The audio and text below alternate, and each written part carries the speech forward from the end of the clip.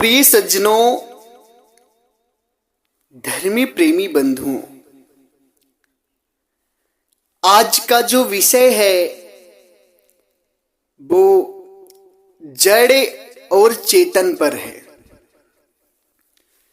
सज्जनों, जड़ और चेतन को हमें समझना है कि जड़ क्या है, चेतन क्या है। इसको बहुत गहराई में जाकर, बहुत गहराई में उतर करके आज हमें समझना है। और सज्जनों, जड़ चेतन का निवेड़ा कैसे होगा, जड़ चेतन का निवेरण कैसे होगा, आखिर ये जड़ चेतन का जो संधि हुआ है ये क्यों हुआ है। प्यारे भक्त हंस जनों, बहुत ही दुर्लभ, दिव्य, अद्भुत और मार्मिक सत्संग है आज का। आप सभी पूरा सत्संग सुनेंगे तो शायद ही है कि धरती पर ऐसा भेद आपको मिले, क्योंकि पूरा आज जो है जड़ चेतन के विषय में हम भेद खोलने जा रहे हैं, जो कि बहुत दिव्य भेद हैं। आप सभी से तभी समझ सकते हैं जब लास्ट तक वीडियो सुनेंगे तो पूरी बात को समझेंगे, जड़ चेतन की संधि को भी समझेंगे और जड़ चेतन से निवेरण कैसे करना है हमें वो भी आप समझ जाएंगे। जड़ चेतन है क्या, ये संजोग हुआ कैसे। सबसे बड़ा प्रश्न उठता है कि जड़ चेतन का अगर हमें निवेरण करना है तो ये जड़ चेतन की संधि जो है, जड़ चेतन की ग्रंथि बनी कैसे, इस विषय को आप समझेंगे तभी इसका निवेरण। जब तक कारण नहीं जानेंगे तब तक कार्य होना बंद नहीं होगा। कारण को खत्म करेंगे तो कार्य होना बंद हो जाएगा। तो सर्वप्रथम हमें जड़ चेतन की ग्रंथि का कारण जानना है कि जड़ चेतन की ग्रंथि बनी कैसे, जड़ चेतन की संधि हुई कैसे, और अब इसका निवेरण क्या है, और अब जो जड़ है वो है क्या। जड़ को सज्जनों आजकल शायद ही कोई विवेकी हंस भक्त साधु संतगण समझ रहे हैं, हर कोई जड़ को समझ भी नहीं पा रहा है। सदगुरु कहते हैं जड़ चेतन की ग्रंथि पड़ गई ये तो सुलझत नहीं सुलझाई। जड़ चेतन की ऐसी ग्रंथि पड़ गई कि सुलझाते सुलझ ही नहीं रही। सारे संसार के लोग इसी जड़ चेतन में फंसे हुए। अब इन सारी चीजों को आप समझेंगे। प्यारे भक्त हंस जनों, सबसे बड़ी चीज है जड़ चेतन को पहले आप एक शब्द में समझ लीजिए कि चेतन है आत्मा और जड़ है आत्मा के द्वारा निर्मित चीज। आत्मा के द्वारा निर्मित चीज क्या है, जड़। पांच तत्व की जो भी चीज निर्मित है वो जड़ है, और आत्मा से जिससे निर्मित हुआ है वो चेतन है। तो अब इसको आप समझिए। सर्वप्रथम जड़ क्या है, पांच तत्व जड़ है, और पांच तत्व से हमारा शरीर बना हुआ है, ये भी जड़ है। इसमें हमारी चेतना जो है उसी से हमारा शरीर चलता है, चेतना की सूरत से। अब सज्जनों इसे और भी गहराई से समझिए, आखिर ये जड़ चेतन की संधि हुई कहां से। ये जड़ चेतन की जो संधि है वो कहां से हुई है। और अभी जड़ के विषय में पांच तत्व ही नहीं, बहुत कुछ है, बहुत कुछ अभी आपको हम आगे बताएंगे जड़ के विषय में, चेतन के विषय में। बस आप सत्संग में बने रहिए, सत्संग को पूरा सुनते रहिए, वीडियो को ज्यादा से ज्यादा प्रचार करिएगा, चैनल को सब्सक्राइब करिएगा, ताकि मेरे सत्संग आपके पास पहुंचते रहें और आप सत्य ज्ञान को जानते रहें। प्रिय सज्जनों, सबसे पहले जड़ चेतन की ग्रंथि बनी है ब्रह्म से। किससे बनी है, ब्रह्म निरंजन से। निरंजन से कैसे बनी है, क्योंकि सज्जन ये पहले सृष्टि नहीं थी, सृष्टि नहीं थी। सदगुरु क्या कहते हैं, जहिया कीर्तम नाहता धरती हती नानी रे, उत्पत्ति पर लेना हता तब की कहे कबीर। जब ये धरती नहीं थी, कीर्तम नहीं था, जब संसार में कुछ उत्पत्ति प्रलय कुछ था ही नहीं, तब की बात मैं बता रहा हूं। तब ये जड़ चेतन की ग्रंथि कैसे हुई। प्यारे भक्तजनों, तब ये जीव जो है, ब्रह्म जो है, परमात्मा के अमर लोक देश में था। तो जब परमात्मा के अमर लोक देश में जीव था, तो मैंने सृष्टि रचना नामक वीडियो में बता दिया कैसे जीव अमर लोक से आया, क्यों आया। तो सज्जनों, ये जीव परमात्मा के देश से इसलिए अलग हो गया कि इसने सोचा कि मैं परमात्मा की तरह ही एक अपना देश बनाऊंगा। इसको परमात्मा में कोई दुख नहीं था, जैसे आज संसार में पिता चाहे गरीब हो चाहे अमीर हो, बहुत ध्यान से समझिएगा, कोई बाप पिता चाहे अमीर हो या गरीब हो, उनका बेटा जो होता है, कितने भी धनी पिता हो, चाहे उनके पास कोई दुख हो ना हो, चाहे आनंद ही आनंद क्यों ना हो, मगर सबके बेटे जो होते हैं ना, वो यही सोचते हैं कि पिताजी मैं कितने दिन तक आपकी संपत्ति में रहूंगा, मैं अपनी एक अलग पहचान बनाऊंगा, मैं अपने पैरों पर खड़ा होना चाहता हूं, मैं अपना खुद का बिजनेस या काम शुरू करना चाहता हूं या घर बनाना चाहता हूं। ये स्वाभाविक सी चीज है। तो सज्जनों, इसी यहां पर अमीर बाप के बेटों को, ऐसे ऐसे अमीरों के नाम हम गिना देंगे जिनके बेटों को कोई कष्ट नहीं, फिर भी उनके बेटे पिता से अलग होकर अपना बिजनेस बनाने की कोशिश कर रहे हैं और बनाए भी हैं। तो सज्जनों, इसी प्रकार से ब्रह्म जो है, परमात्मा के देश में इसको कोई दुख नहीं था, मगर इसके अंदर यही एक विचार उत्पन्न हुआ कि क्यों ना हम भी परमात्मा की तरह एक अपना अलग देश बनाएं। परमात्मा इसको समझाए भी कि देखो, तुम जो देश बनाओगे, जहां तुम जो करने जा रहे हो दुख में है, मगर ब्रह्म नहीं माना। क्यों नहीं माना? कुछ लोग इस पे प्रश्न खड़ा करते हैं कि परमात्मा समझा रहे हैं तो ब्रह्म को मान जाना चाहिए, परमात्मा क्यों नहीं मना पाए? तो सज्जनों देखिए, यहां पर एक पिता अपने बच्चे को समझाते हैं कि बेटा चोरी मत करो, जुआ मत खेलो, दारू मत पियो, गलत काम मत करो, दुख होगा, देखो फलाने की लड़की ने किया है, उसको ऐसा ऐसा कष्ट मिला। यहां लोग देखते हैं कि चोरी करने से कष्ट मिल रहा है, दुख मिल रहा है, मर्डर करने से दुख मिल रहा है, छिनरप्पन करने से दुख मिल रहा है, किसी के साथ गलत करने से दुख मिल रहा है, फिर भी यहां पर देखने के बाद भी जीव नहीं मानता है, करता है। देख रहे हैं कि एक चोर चोरी करते पकड़ा गया, उसको पब्लिक ने मारा है, मारते मारते मार डाला, इतना मारा है उसे, जेल में बंद है, कोई जेल में बंद है, खूब कष्ट मिल रहा है, मगर यहां पर जीव चोरी करना छोड़ रहा है नहीं, क्योंकि वो स्वयं करके देखना चाहता है। तो सज्जनों, यहां पर तो देखने के बाद भी जीव नहीं मानता है, सब कुछ देख रहा है, कर्म का भोग दंड देख रहा है, मगर फिर भी विचार नहीं करता है, फिर भी उस कार्य को करता है। मगर अमर लोक देश में तो दुख था ही नहीं, ब्रह्म को दुख का भान था ही नहीं कि दुख होता भी है, इसलिए उसने सोचा कि मैं अपनी सृष्टि अलग बनाऊंगा, अपना देश अलग बनाऊंगा परमात्मा से। परमात्मा समझाए मगर वो माना ही नहीं। तो सज्जनों, जैसे ही वो परमात्मा के देश से अलग हुआ, तो अब क्या हुआ यहां पर कि परमात्मा के देश की ऊर्जा शक्ति जो उसे मिलती थी, परमात्मा के देश का जो टेम्परेचर उसे मिलता था वो मिलना बंद हो गया, तो वो अचेत हो गया, वो अचेत हो गया।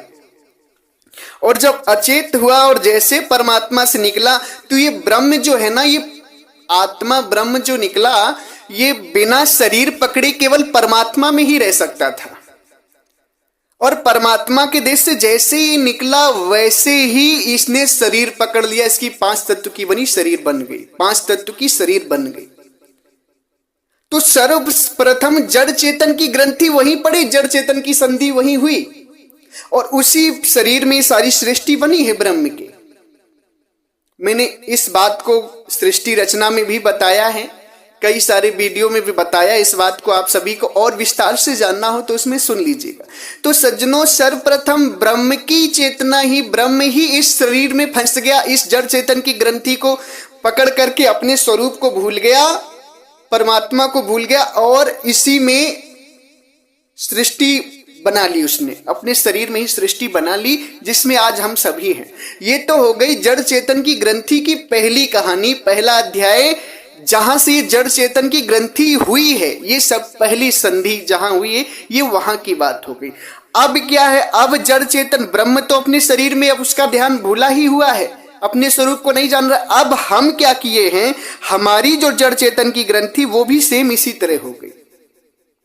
हम भी अपने शरीर में ही फंसे, अपने शरीर को ही अपना मान रहे हैं, वही जड़ चेतन की ग्रंथि हो गई, मिलाव हो गया। क्या है कि हम जड़ को ही चेतन मान ले रहे हैं, हम अपने चेतन स्वरूप का ज्ञान नहीं कर पाते हैं। हम क्या करते हैं, जड़ को ही चेतन मान लेते हैं और जड़ में ही मुक्ति ढूंढने लगते हैं, जड़ में ही चेतन को ढूंढने लगते हैं, चेतन के आनंद को जड़ में ढूंढने लगते हैं। अब यहां पर आपने थोड़ा विचार करना है कि देखिए, यहां पर सबसे बड़ा जड़ क्या है? आत्मा। मैंने पहले ही बता दिया, आत्मा से निर्मित चीज जड़ है। जो आत्मा से 5 तत्व निर्मित हुए, ये सारे जड़ हैं। तो सर्वप्रथम जो आत्मा से शब्द निर्मित हुए, शब्द जो निर्मित हुए 52 वर्ण, ये सबसे बड़े जड़ हो गए। आत्मा से क्या निर्मित हुए? 52 वर्ण। 52 वर्ण जो है ये जड़ हैं और इनमें ही आत्मा फंस गई। इसी 52 वर्णों से संसार की चीजें बनाई, संसार के नाम रखे, और इसी 52 वर्णों से शब्दों को छांट छांट करके इसी आत्मा ने क्या किया? लोग की मंत्र बना लिए, मंत्र बना लिए, और उसी का जाप से अपनी मुक्ति समझने लगी। अब यहां पे सज्जनों इस बात को आपको समझना है कि चेतन जो है जड़ को ही, जड़ से ही अपनी मुक्ति मानने लगा, जड़ से ही अपना कल्याण मांगने लगा। जड़ क्या है? 52 वर्ण। अब इस 5 तत्व में जो अष्ट चक्र हैं, जैसे स्वादिष्ठान चक्र, मूलाधार चक्र, मणिपूरक चक्र, अनाहत चक्र वगैरह वगैरह, जो 8 चक्र हैं, ये क्या है? आत्मा निर्मित है, शरीर आत्मा से निर्मित हुआ है। तो अब क्या है कि ये जड़ चीज जो 5 तत्व की बनी चीज है, ये जो जड़ है, इसमें ये चेतना फंस गई, इनमें अपना ध्यान लगाने लगी मुक्त होने के लिए। सबसे बड़ा जड़ ये भी, जड़ के का ज्ञान करा रहे सज्जनों। अब ये जो कमल खिलाने की जो विधि है, ये भी जड़ है, कमल भी जड़ है, अष्ट चक्र कमल सारे जड़ है, क्योंकि सब चीज जो चल रही है आत्मा के द्वारा चल रहा है। किसके द्वारा चल रहा है? आत्मा के द्वारा। इसमें चेतन क्या है? आत्मा। बाकी सब चीज जड़ है। अब ये चेतन क्या है? इन्हीं जड़ को पकड़कर बैठ गई। इसी को सदगुरु कहते हैं कि जड़ चेतन की ग्रंथि पड़ गई, ये तो सुलझत नहीं सुलझाई।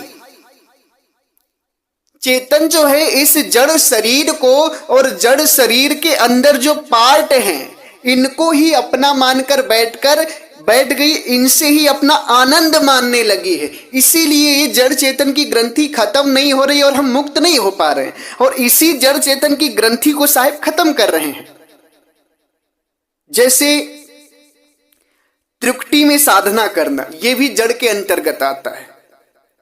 त्रुटि शरीर के अंतर्गत है, 5 तत्व के अंतर्गत है, ये भी जड़ के अंतर्गत आता है। चेतना इसमें भी फंस गई है। अब दूसरी चीज, शून्य में साधना करना, शून्य भी जड़ के अंतर्गत आता है, 5 तत्व के अंतर्गत है, ये भी जड़ है। इसमें भी चेतना फंसी हुई है, चेतना का ध्यान फंसा हुआ है। अब इसमें सबसे बड़ी जो 5 शब्द हैं और 5 मुद्राएं हैं, जो ब्रह्मांडी साधना जिसे कही जाती है, ब्रह्मांड की साधना, और जो अनहद जिसमें प्रकट होता है। अनहद भी सज्जनों आत्मा से ही प्रकट हुआ है। अनहद शरीर में हो रहा है, और शरीर में आत्मा की सूरत जब तक है, आत्मा का ध्यान जब तक है, तभी तक अनाहत भी हो रहा है, तभी तक कमल भी खिलेंगे, तभी तक चक्र भी जागृत होंगे, तभी तक आप नाभि तृप्ति कहीं भी ध्यान लगा सकते हैं, क्योंकि ये सारे आत्माकृत हैं। आत्मा से ही ये सारे सबका संचालन हो रहा है। तो ये जड़ वस्तु हैं। अब हम जो हैं अज्ञानता बस इन्हीं को सब कुछ मान करके इसी में फंस गए हैं। इसी को जड़ चेतन की ग्रंथि कहते हैं, और इसी का हमें निवेरण करना है। अब हम कहां फंस गए? 5 मुद्राओं में फंस गए। चाचरी मुद्रा, भूचरी मुद्रा, अगोचरी मुद्रा, उन्मुनी मुद्रा और खेचरी मुद्रा। ये 5 मुद्रा 5 शब्दों से की जाती है। जैसे चाचरी मुद्रा की जो साधना है वो निरंजन शब्द से की जाती है। भूश्री मुद्रा की साधना ओंकार शब्द से की जाती है। अगोचरी मुद्रा की साधना सोहम शब्द से की जाती है। उन्मुनी मुद्रा की साधना शक्ति शब्द से की जाती है। और खेचरी मुद्रा की जो साधना है वो निरंकार शब्द से की जाती है। तो ये जो है सारे के सारे आत्मा निर्मित 52 वर्ण हैं। आत्मा निर्मित ही ये सारे के सारे 52 वर्ण हैं, और इन्हीं के द्वारा हम ब्रह्मांड में अपनी स्थिति बनाते हैं, और स्थिति बनाकर ब्रह्मांडी शब्द अनहद शब्द को सुनते हैं, और इन 5 शब्दों का जाप करते हैं, और इसी में अपना जीवन लगा देते, खपा देते। फिर जब हमारी आत्मा शरीर से निकल जाती है तो सब नाशवान हो जाता है, सब नश्वर हो जाता है, सब विनाश हो जाता है। क्यों? क्योंकि हमने जो है जड़ वस्तु में सार समझ लिया, जड़ वस्तु को चेतन समझ लिया है हमने, और यहीं पर हमारी सबसे बड़ी भूल हो गई है। और इसी को हमें त्यागना है, इसी का निवेरण करना है कि हमने अपने स्वरूप को जानना है, क्योंकि अपने स्वरूप को जानकर ही हम परमात्मा स्वरूप को जान सकते हैं। इसी जड़ चेतन का निवेरण हमें करना है सज्जनों। इस संसार में 52 वर्ण जो है ना सबसे बड़ा जड़ है और इसी में सारा संसार फंसा है। 52 वर्ण क्या क्या है इस बात को मैं आपको और अच्छे से समझाता हूं। इसमें बहुत बड़ा रहस्य है, इसको समझना आप सभी को बहुत जरूरी है। 52 वर्ण की आप जाल को समझिए। 52 वर्ण का जाल कहां तक फैला हुआ है, कहां तक इससे हम बच सकते, क्या है। सदगुरु कहते हैं 52 का अब सुनिए भेऊ और यह गति जाने बिरला केहू। 4 वेद 52 निर्माई, 6 शास्त्र 52 उपजाई। पुराण 18 भगवत गीता, बिन 52 को परगट कीता। 52 कीन किताब कुराना, पीर पैगंबर और ही माना। जंत्र मंत्र कलिमा जो कहे, बिन 52 कहूँ कैसे लहे। जोग जाप जप तप संयम पूजा, और बिन 52 करता नहीं दूजा। जो कोई बाणी मुख पर कासा, सब पर 52 करे निवासा। जब छू आदि अक्षर सो पावे, जेहि गुरु होई दयाल। 52 से बाहर करे तब छूटे घर काल।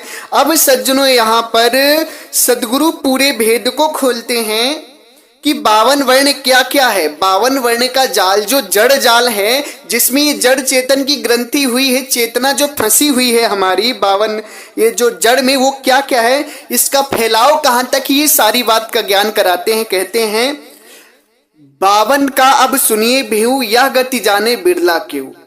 4 वेद 52 निर्माई, 6 शास्त्र 52 उपजाई। सदगुरु कहते हैं कि 52 का जो भेद है, 52 अक्षर का, ये कहां तक है, इसको कोई विरला ही जान सकता है। मैं अब सुनाता हूं आप सभी को। 4 वेद 6 शास्त्र ये जो भी हैं सब 52 वर्ण के अंतर्गत आते हैं, 52 वर्णों के अंतर्गत आते हैं, जड़ में आते हैं। उसके बाद पुराण 18 भगवत गीता, बिन 52 सो प्रगट कीता। 18 पुराण भागवत गीता ये सारे 52 वर्ण के अंतर्गत हैं और ये 52 वर्ण की साधना भी बताते हैं। मंत्र उच्चारण आदि शब्द की साधना 52 वर्ण की साधना ही बताते, 52 से लिखा भी गया और 52 वर्ण की साधना ही बताते हैं। ये सब 52 मंत्रों का जाप ही बताते हैं। उसके बाद 52 की कीन किताब कुराना, पीर पैगंबर और रहीमाना। सदगुरु ये जो 52 के अंतर्गत कुरान बाइबल इत्यादि जो मुसलमानों की चीज किताबें हैं, 52 की ही बात नमाज पढ़ना 52 में सिखाती हैं, उसको सदगुरु कह रहे हैं सब 52 अक्षरों के अंतर्गत, इससे मुक्ति नहीं होगी। जंत्र मंत्र कलिमा जो कहे, बिन 52 कहूं कैसे रहे। जंत्र मंत्र कलिमा इत्यादि जो भी है, हिंदू जंत्र मंत्र पढ़ते हैं, जंत्र मंत्र का जाप करते हैं और मुसलमान कलिमा पढ़ते हैं। ये सारे जो है सारे 52 अक्षरों के अंतर्गत हैं, सब कुछ 52 अक्षर के अंतर्गत है। उसके बाद जोग जब तप संयम पूजा, बिन 52 करता नहीं दूजा। जोग जाप तप संयम पूजा ये जो भी है सब 52 वर्णों के अंतर्गत आता है। उसके बाद जो कोई बाणी मुख प्रकाशा, सब पर 52 करे निवासा। अब यहां पर सदगुरु पूरी तरह से 52 अक्षर का निवेदन करते हैं कि जितनी भी बाणी मुख से निकल रही सब 52 वर्ण के अंतर्गत है, सब पर 52 वर्णों का राज है। इसी को सदगुरु कहते हैं जब तक बाणी उचरे तब तक काल की फांस। बाणी परे जो शब्द है सो सत्य गुरु के पास। जब तक आपके मुख से बाणी का उच्चारण हो रहा है तब तक आप काल की फांस में हैं, और बाणी से परे जो शब्द है वो सतगुरु परमात्मा का ज्ञान है और वही चेतन आत्मा ही उसका ज्ञान कर सकती है। तो अब सज्जनों हमारा जो जड़ चेतन का भेद है वो सारा का सारा हम क्या है 52 वर्ण जो आत्मा कृति है, आत्मा से निर्मित हुए हैं, वो जड़ वस्तु को हमने अपना मान लिया और उसी में सुख आनंद ढूंढ रहे हैं। इसीलिए जड़ चेतन की ग्रंथि में ऐसे उलझ गए, हम ऐसे फंस गए कि 84 में हम जा रहे, जन्म मरण में मुक्त नहीं हो पा रहे। इसका मूल कारण है कि हम चेतना को नहीं जान पाते हैं। हम क्या करते हैं, अपनी चेतना को नहीं जान पा रहे हैं, जड़ को ही सब कुछ मानकर उसी से अपनी मुक्ति समझ ले रहे हैं। नहीं सज्जनों, जड़ हमसे निर्मित हुआ है। अब इस जड़ में मूर्ति पूजा भी आ जाता है, सारी चीजें आ जाती हैं, ये सब जड़ के अंतर्गत है। इनमें हम कभी भी फंसेंगे, मुक्ति नहीं होगी। मुक्ति हमारी होगी साधना के द्वारा। इसलिए जड़ चेतन को समझना बहुत जरूरी है। जड़ को क्या क्या है, जड़ अपनी ही कृति को जड़ कहते हैं। चेतन की जो कृति है वो सारी की सारी जड़ है और इसी में चेतना फंस भी गई है, अपनी ही कृति में बनाकर फंस भी गई है। जैसे शिल्पकार मूर्ति बनाता है, मूर्तिकार, और मूर्ति अपने से बनाकर फिर उसी के सामने हाथ फैलाने लगता है, उसी से विनती करने लगता है। तो ये जड़ में फंसना है। उसी को सदगुरु कहते हैं कि जड़ चेतन की ग्रंथि पड़ गई, सुलझे नहीं सुलझाई। जड़ चेतन की सारी ग्रंथि पड़ गई, अब सुलझ नहीं रही है। और ये उस सदगुरु कहते हैं वही सुलझा सकता है, जही गुरु होए दयाल।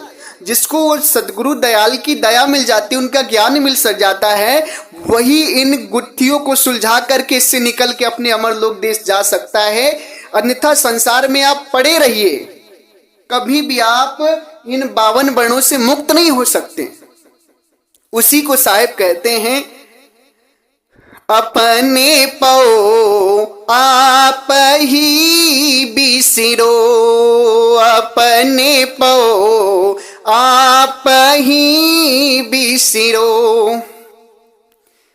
जैसे स्वान कांच मंदिर में भ्रम से भूख मर्यो, अपने पौ आप ही बिसरो।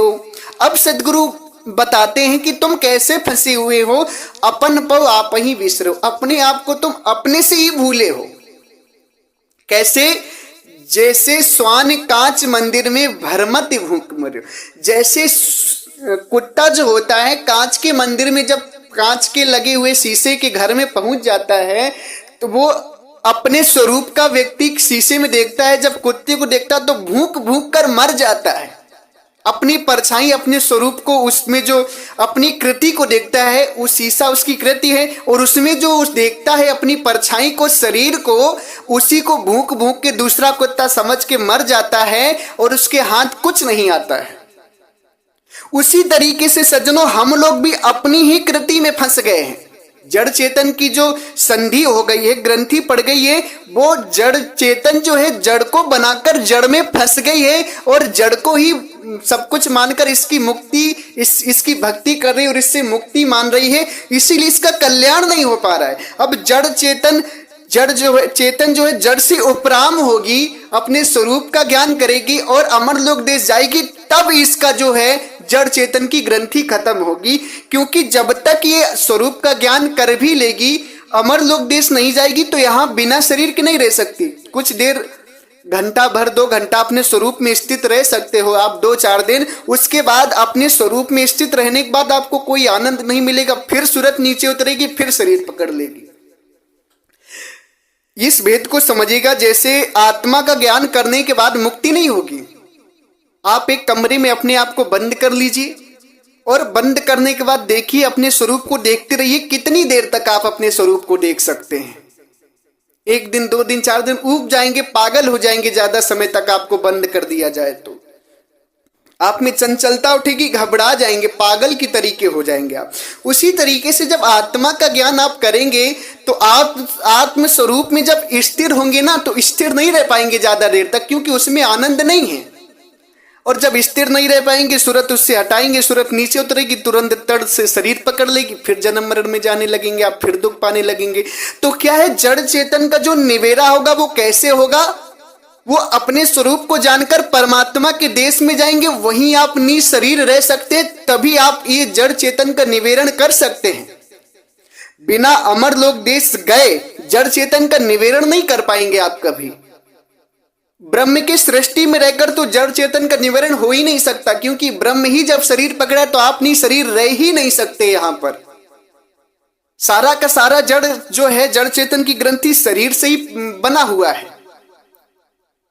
आत्मा से शरीर निर्मित हुआ और आत्मा की सूरत शरीर में फंस गई, और शरीर के बाद जितनी भी मंत्र वाक्य उच्चारण आदि जो भी निर्मित हुए सब के सब जड़ हैं, और इसी में हमारी चेतना फंसी हुई है, इसी से मुक्ति मान रही, इसीलिए मुक्त नहीं हो पाती, जन्म मरण में जा रही है ये। तो जड़ चेतन को, भेद को आपको समझना होगा। 52 अक्षर से जो भी चीज निर्मित हुई सारी की सारी जड़ है। उसके बाद अष्ट चक्र, 5 मुद्रा की साधना, 5 शब्द की साधना, त्रिकुटी की साधना, नाभि कमल की साधना, शून्य की साधना, ये जितनी भी साधना ये सब शरीर के अंतर्गत की साधना आती है। और सारी की सारी शरीर के माध्यम से, आत्मा के माध्यम से शरीर भी चल रहा है, और शरीर के माध्यम से सारी क्रियाएं हो रही हैं। शरीर में ही ये चक्र है, शरीर में ही ये कमल है, शरीर में त्रिपुटी है, शरीर में ब्रह्मांड है, शरीर से ही शब्द उच्चारण होता है। और ये सारी चीज किसके माध्यम से हो रही? आत्मा के माध्यम से। तो जब तक आत्मा आपकी है तब तक तो इसमें प्रकाश है, ये सारी चीजें चल रही। और जैसे ही आत्मा आपकी निकल जाती है उसी दिन से सब कुछ समाप्त हो जाता है। उसी को सदगुरु कहते हैं कि तुम, वही तुम्हारी जड़ चेतन का मुख्य कारण बन जाता है कि तुम जड़ को अपना मानकर बैठे हो, चेतन को नहीं जान पा रहे हो।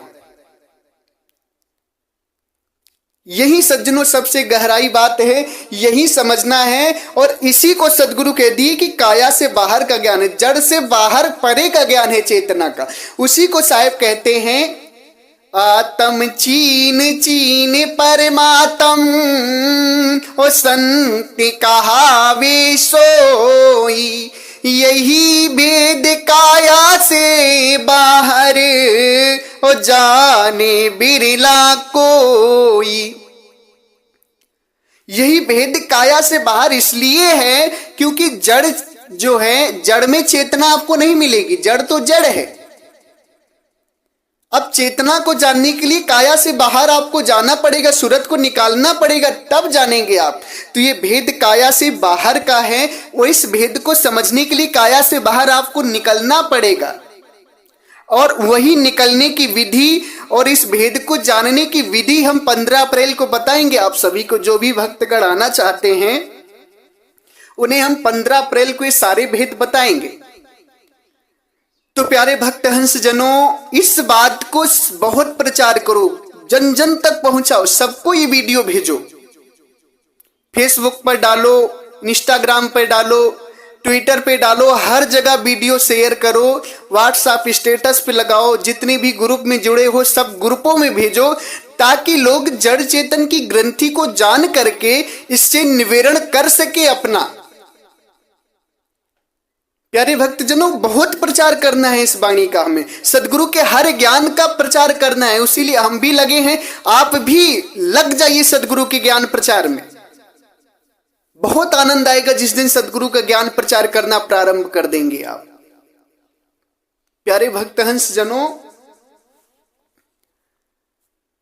बड़ा ही दिव्य और अद्भुत भेद है। आप सभी इस भेद को जानना चाहते हैं तो 15 अप्रैल के भंडारे में अवश्य आइए। आप सभी को आना है तो मैं पता भी बता देता हूं। यदि आपके जिस जिले से हैं, जिस प्रांत से हैं आप, यदि वहां से गाजीपुर सिटी रेलवे स्टेशन के लिए ट्रेन मिलती है तो अति उत्तम है। गाजीपुर सिटी रेलवे स्टेशन आप आ जाइए, और गाजीपुर सिटी रेलवे स्टेशन से बाहर निकल करके ऑटो वाले से कहिए कि हमें चौकिया मोड़ मनुआपुर बाजार जाना है। चौकिया मोड़ मनुआपुर बाजार स्टेशन से करीब 4 किलोमीटर है, इससे ज्यादा नहीं, 4 किलोमीटर है। चौकिया मोड़ मनुआपुर बाजार पहुंचने के बाद उसी बाजार में ही ओवर ब्रिज है। ओवर ब्रिज से पहले, पुल से पहले सदगुरु का भव्य सफेद दरबार बना हुआ है। उसी दरबार से आपको अंदर आ जाना है, आप आश्रम में पहुंच जाएंगे। यदि गाजीपुर बस स्टैंड पहुंचते हैं तो भी वहां से चौकिया मोड़ मनुआपुर बाजार के लिए आप पूछिए। और उसके पश्चात यदि गाजीपुर की ट्रेन नहीं मिलती तो वाराणसी जंक्शन के लिए आप ट्रेन ले लीजिए। वाराणसी जंक्शन के लिए ट्रेन दिल्ली से भी मिलेगी, लखनऊ से भी मिलेगी, कानपुर से भी मिलेगी, मुंबई से भी मिलेगी। हर ज्यादा से ज्यादा बड़े स्टेशनों से आपको वाराणसी जंक्शन के लिए ट्रेन मिल जाएगी।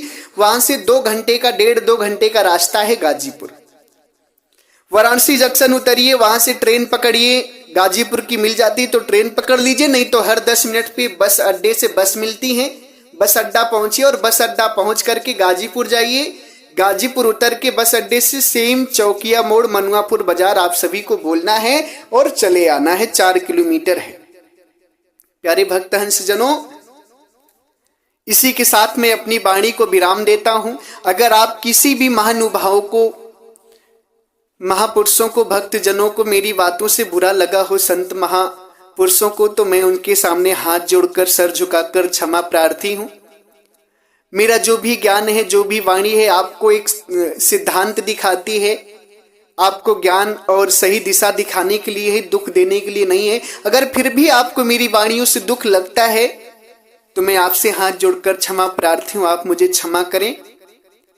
प्रेम से बोलिए सर्वव्यापक सर्व पूजनी परम पिता परमात्मा सदगुरु बंदी छोर कबीर साहेब को।